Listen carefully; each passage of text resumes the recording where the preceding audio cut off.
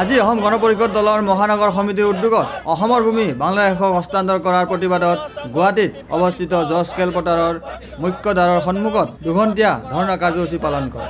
সেয়েহে নিৰ্বাচনৰ পূৰ্বে মোদীয়ে অসমৰ জনসাধাৰণক দিয়া প্ৰতিশ্ৰুতি আজি অৰ্থহীন হৈ পৰিছে। অসমৰ সমস্যাসমূহ কেন্দ্ৰৰ মোদী চৰকাৰে সমাধান কৰাৰ কোনো ধৰণৰ আন্তৰিকতা নোহোৱাটো পৰিগণিত হৈছে বুলি অগপই প্ৰকাশ কৰে। লগতে অগপৰ সদস্যসকলে জনায় যে অবৈধ প্ৰব্ৰজনকাৰীৰ সমস্যা, বান গৰাখহনীয়া সমস্যা, নিবনুৱা সমস্যা আদিক পিটি দি অসমৰ মাটি বাংলাদেশক হস্তান্তৰ কৰিব খুজিছে।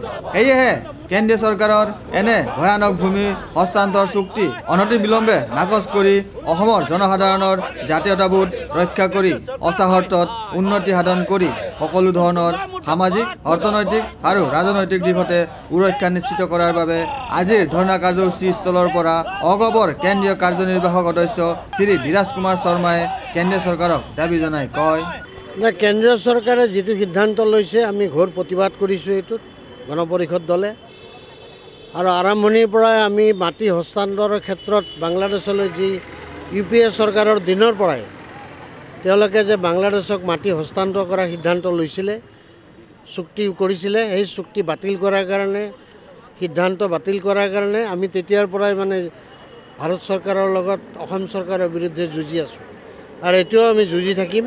অসমৰ মাটি বাংলাদেশক হস্তান্তৰ কৰাটো আমি কেতিয়াও সহ্য নকৰোঁ। অসমৰ ৰাইজে সহ্য নকৰে।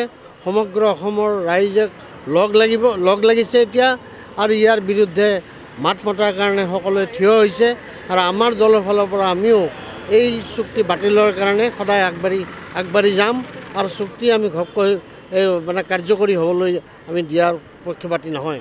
আনফালে আজিৰ এই ধৰ্ণা কাৰ্যসূচী পালন কৰি অগপৰ মহানগৰ সমিতিয়ে দাবী উত্থাপন কৰাৰ লগতে অনাগত দিনত এনেধৰণৰ অটকাৰী সিদ্ধান্ত লোৱাৰ পৰা বিৰত থাকিবলৈ সোঁৱৰাই দি মহানগৰ সমিতিৰ সম্পাদক গিৰীন তালুকদাৰে কয়, আমি ভাৰত চৰকাৰৰ, কেন্দ্ৰীয় চৰকাৰৰ নৰেন্দ্ৰ মোদীয়ে শাসনত অহাৰ সময়ত যি প্ৰতিশ্ৰুতি দি আহিছিল অসমৰ জনসাধাৰণক যেনেধৰণে আশ্বস্ত কৰিব বিচাৰিছিল, কিন্তু পৰৱৰ্তী সময়ত যি হঠকাৰী সিদ্ধান্ত ল'বলৈ আগবাঢ়িছে আমি অতি দুখ পাইছোঁ আৰু আমি অতি নিন্দা কৰিছোঁ আৰু এই গড়হিত কাম যাতে তেওঁলোকে নকৰে তাৰ বাবে আমি তেওঁলোকক সতৰ্ক কৰি দি আজি এই কাৰ্যসূচী আমি পৰিচালনা কৰিছোঁ।